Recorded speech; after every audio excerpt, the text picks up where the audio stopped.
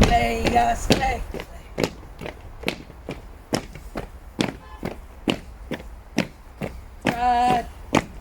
Start again.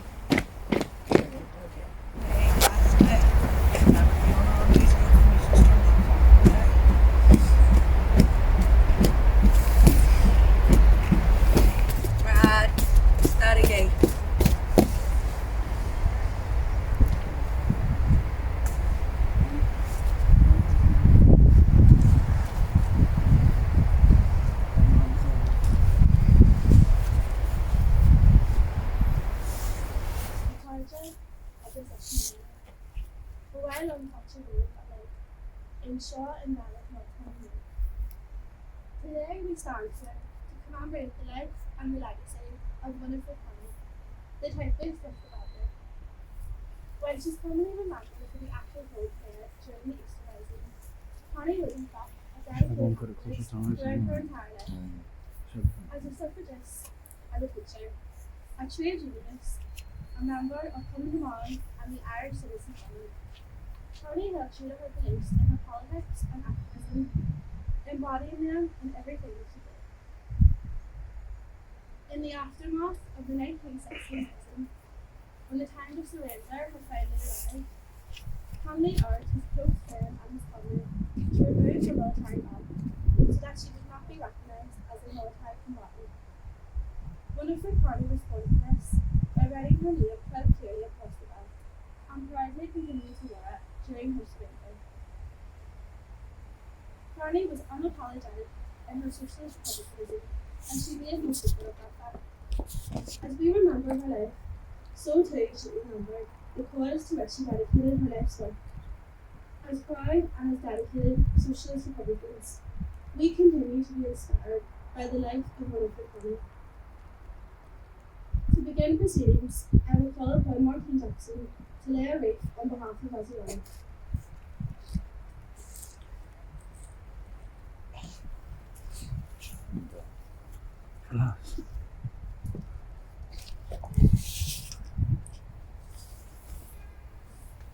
We will now observe a moment's silence for the lowering of the flags.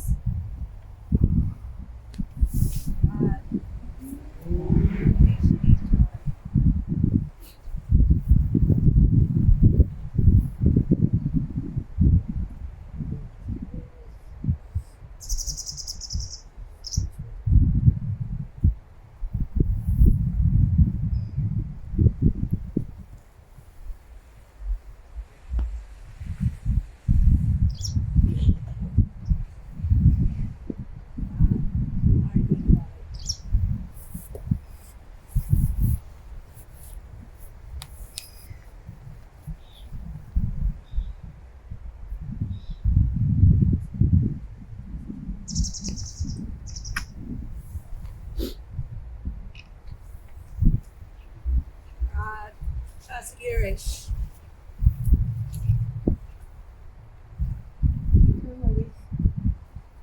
We will now be joined by Alannagh Doherty with Lasair Dhearg Derry, who will give the oration.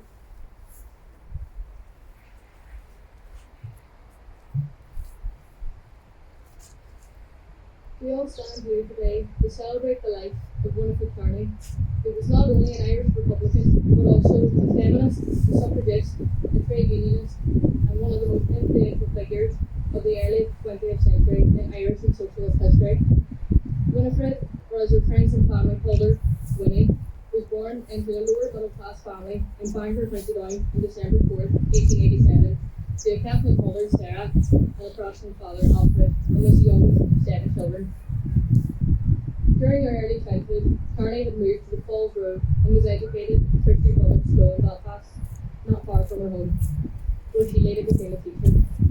Carney then qualified as a secretary and shorthand typist after enrolling at Hughes Commercial Academy in 1910. In her early 20s, she became involved in activism when she joined the Gaelic League as a means of reviving the Irish language, whilst also affiliating herself with socialist and suffragist movements.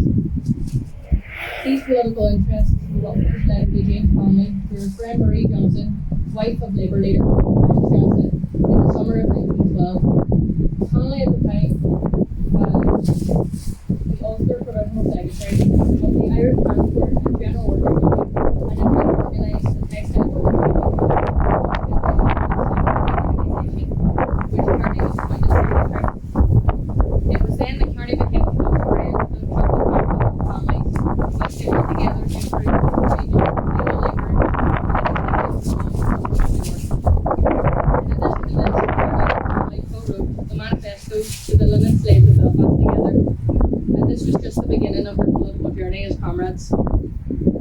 Carney would be a prominent member of the Irish socialist movement in the coming years when she joined the Belfast branch of Cumann, where she taught first aid and learned how to fight. It was here that Carney gained a reputation as a dedicated activist. As president of the organisation, she often helped volunteers pack ammunition into potatoes and relayed messages between Austin Sack and Michael Collins. In 1914, she joined the Irish Citizens' Army, which had accepted her as a full member and a soldier. Unfortunately for Carney and many other women at the time, it was not typical or conventional for organisations such as the Irish Volunteers to integrate women into their ranks or in any way allow women to be a fundamental part of the revolutionary movement. As we will see, Carney completely and openly defied this misogyny in the part she played throughout the revolutionary cause of the early 20th century, along with many other women. After the outbreak of World War I, the plans for a rebellion against British rule in Ireland were set, and this rebellion was planned for Easter of 1916. Carney, now in her late 20s, went to Dublin on Monday the 14th of April, where she joined in preparations for the rising in Liberty Hall. Carney typed up the mobilisation orders for the 4 city battalions of what was now the Unified Army of the Irish Republic, and helped Connolly maintain contact with the other insurrectionary centres in Dublin. Carney was present during Patrick Pearse's proclamation of the Irish Republic, and later entered the GPO with a typewriter in one hand and a rifle in the other. She was fully committed to the rebellion and in complete agreement with Connolly, sharing his revolutionary aims. At this point, she gained the rank of adjutant in the Irish Citizens' Army. During the rising, Carney acted as Connolly's secretary and refused to leave him after he had been wounded due to the heavy shelling of the GPO, despite Pearse having ordered that all women and wounded should leave. Carney only left the building after it had been engulfed in flames, along with Elizabeth O'Farrell and Julia Brennan. They retreated to a new headquarters on Moore Street, where they had been forced to surrender. At this time, 77 women were arrested by state forces after the rebellion on April 29th, but only 6 were interned for a long period of time. Carney being on the first in Mountjoy and then in Hillsbury Prison in England. During her imprisonment, she had been informed of Connolly's execution on the 12th of May. Carney was extremely distressed upon hearing of Connolly's death, and as throughout her whole life, she had considered her work with him to be one of the most influential and high points of her career as both a writer and an activist. After her release from prison on December 24th, 1916, Carney became impatient, restless, and anxiety-ridden about the political future of Ireland. The following year, she was the Belfast delegate at a Cumann convention, and in 1918 was one of only 2 women nominated by Sinn Féin to contest the general election. Countess Markievicz was nominated for the St Patrick's Division in Dublin, whilst Carney was nominated for the Victoria Division of Belfast. As Carney's division was predominantly a unionist area, she had very little chance of drawing a win. This view just so happened to be shared by many in the Sinn Féin party, and as a result, she was offered very little support. Despite running for election in an area she wasn't particularly welcome, Carney won 395 votes. Although not seemingly a lot, as a woman, a socialist, and an Irish Republican, she was pleased and even amazed to receive this count, considering the minimal support she had been given. Due to her dissatisfaction with Sinn Féin and their social policies, which Carney had deemed too conservative, she returned to work for the Irish Transport and General Workers Union in Belfast in 1919 and became a member of the Socialist Party in 1920. When the Irish Counter-Revolutionary broke out in 1922, she actively supported the anti-treaty Republicans in their fight for a free 32-county Irish Republican and against the imperialism imposed on Irish civilians by the British state. It was during this period that she sheltered many Republicans in her home, which ultimately led to house raids in which Carney was arrested by the B Specials.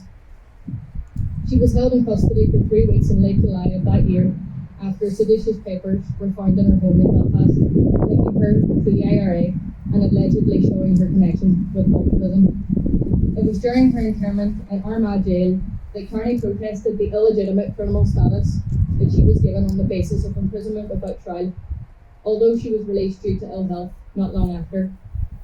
Carney continued to work for the Irish Transport and General Workers Union in both Belfast and Dublin, and in 1924 she had joined the Northern Ireland Labour Party. Carney became affiliated with its radical wing, which would later be known as the Revolutionary Workers Group, which had sympathies from both Republican and Unionist communities, from the working and middle classes. It was here that she met George McBride, a Protestant and a textile engineer from Belfast.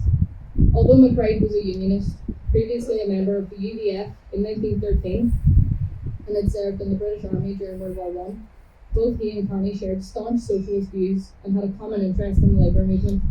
The two married in 1928, and although they may have had many political disputes throughout their time together on Irish nationalism, they were able to live a happy life together in Belfast.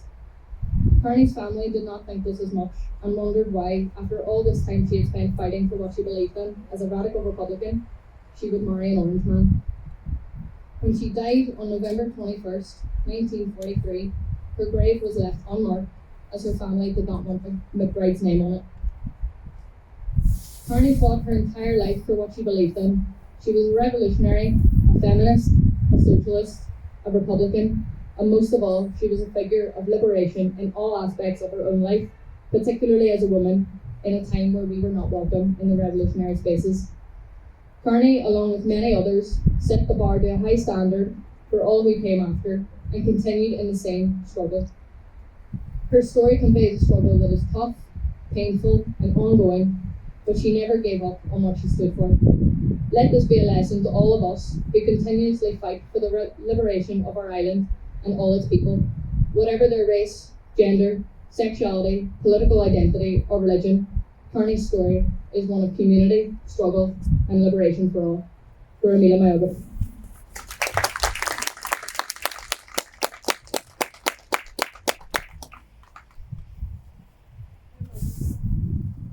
will now ask Stephen Holly to play the national anthem.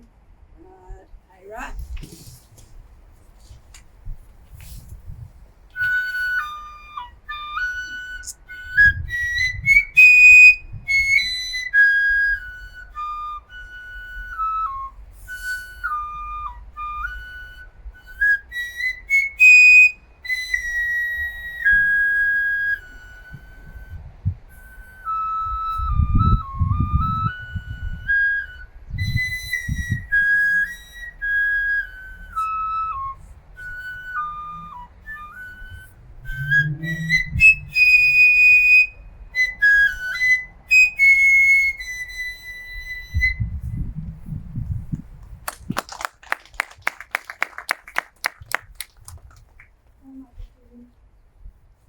I just want to conclude by thanking everyone who made this possible today.